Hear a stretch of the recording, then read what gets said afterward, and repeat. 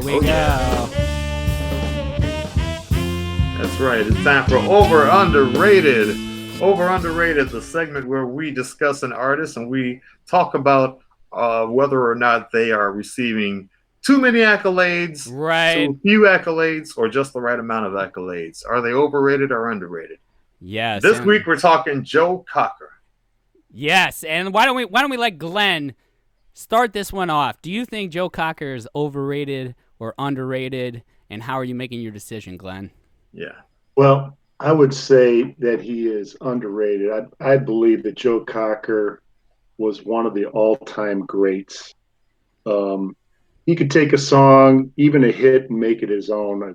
You're talking like songs like Delta Lady, Feeling All Right, Cry Me River, You Are So Beautiful, Come Together, You Can Leave Your Hat On, Woman to Woman, Little Help from My Friends. Right, I mean, right. Beatles song. I mean, come on. Oh, yeah.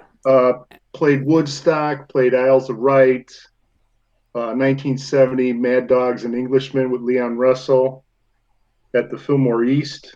I mean, this is just epic stuff. As late as 2000, I mean, Austin City Limits. If anybody wants to see just a fantastic show, it's on YouTube, all the segments. Kenny Arnoff on drums, just, he's an unbelievable drummer, but that night he was just on fire. I mean, this is a guy that his name is etched in rock and roll history. I mean, in my mind. Yeah. Yeah. I would say he's just about right. I would say he may be a little bit overrated, actually. It's the voice. And now, I've evolved a bit on this one because for years, ever since I was a kid, when I heard Joe Cocker's voice, I was like, how is this guy a singer? A singer is his occupation. His voice is ridiculous. It's never going to last. And then over the years, he kept singing and he kept aging and his voice still sounded like that. Now, it's kind of like one of those things where how do you say if it's good or bad? Because it's the same. But the fact that it didn't deteriorate any, maybe that's just the voice that he has. What, I just try to imagine, like, how can that deteriorate any more than it is? Like, he didn't start out with a clean, nice, he sounded out with that dirty, grungy, Chicago blues. Whiskey, he said that he drank to make that it was whiskey and 4 packs of cigarettes a day. That was right. And this is what I'm saying. So as a vocalist, I know that is unsustainable. So how did he sustain it? Well, I guess he's just gifted. But what the hell? And he played live like well into his, like, pretty much he was touring to the day he died. And I was lucky enough to go see him. I'm pretty sure it was the Chicago Theater when I was like still in high school. One of my grandpa's friends, cousins, something like that, was his tour manager. And I'm just amazed at people. First of all, one of the reasons why I really like him is that just like the Secondhand Soul Band, when we play a song, we turn it into what we do.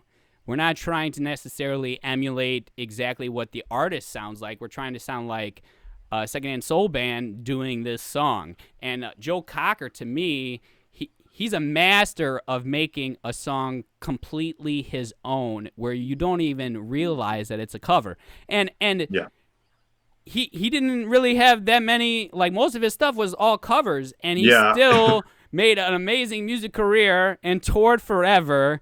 And what else can you ask for? So no, I mean, and he actually has a couple of remake CDs that are quite nice with some classics on there. That he did. I want to say he was in the 60s when he did those. And I mean, Joe Cocker is like, he's one of my influences. And the thing that I got from him, it was, it's not about, okay, I guess it is about whether or not you're able to sing, like, you got to hit the notes, but the sound of your voice doesn't have to be a traditional pretty sound.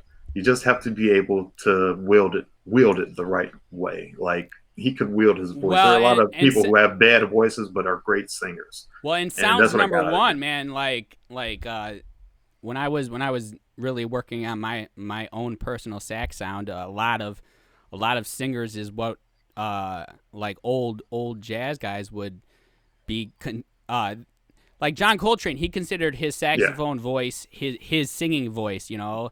Just like me, you know, it's like you can pick it out. But it's just as unique as a singing voice, and what makes something beautiful doesn't necessarily have to conform to any reality that because art is open, and it is. And Miles Davis, I always think about Miles Davis because he was always about like how humans sort of are not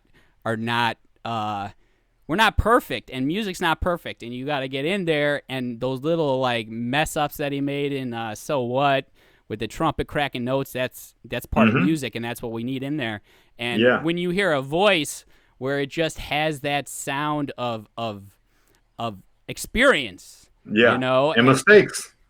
You know, right. It humanizes you. I'm not going to say he had the greatest pitch in the world, but sometimes that's not really the point of that art.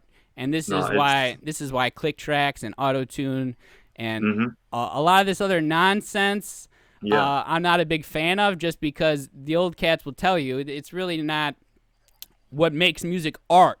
And now if you listen to the radio, everything is so precise, and if it's not, then they overdub it, and it becomes a mathematical game. It's programming. Right.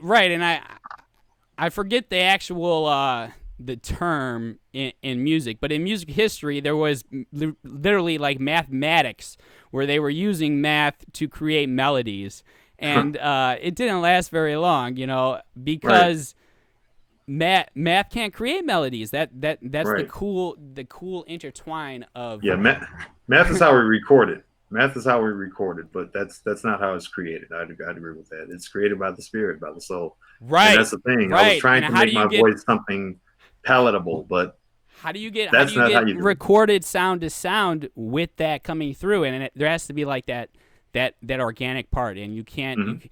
That's like everyone still likes vinyl. Right. Why? Because it cracks. Because it, you got to buy a new one, or no? It's because there's something real about analog sound waves that digital can't make you feel. So, Joe Cocker, in my opinion. Oh, go ahead, Glenn.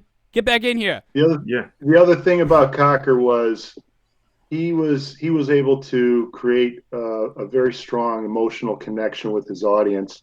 He was a beloved character, evident by the parodies from Saturday Night Live with John Belushi, all the way back to that Austin City Limits concert where he was singing "Little Help from My Friends" and he lost his voice, and the audience just rallied around him. I mean, he was so loved because of the emotional connection that he was able to get with his audience, and it was based on his voice and his timbre and just the way he delivered a song.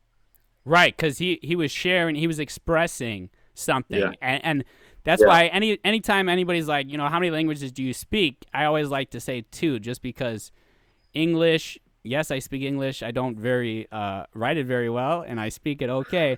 But I think music is one of those languages that transcend what language anybody speaks, because you could play a certain vibe, and then all of a sudden they know exactly what you're saying. They don't have to speak your same language at all. They could feel it, and that to me has power, and it's not about perfection by any stretch of the imagination. It's about can you express that? Can the listener feel that? Thanks for watching, Secondhand Soul fans. You can catch the live show every Wednesday at 8 p.m. right here on our YouTube channel. Make sure you subscribe to the channel and ring that bell for updates.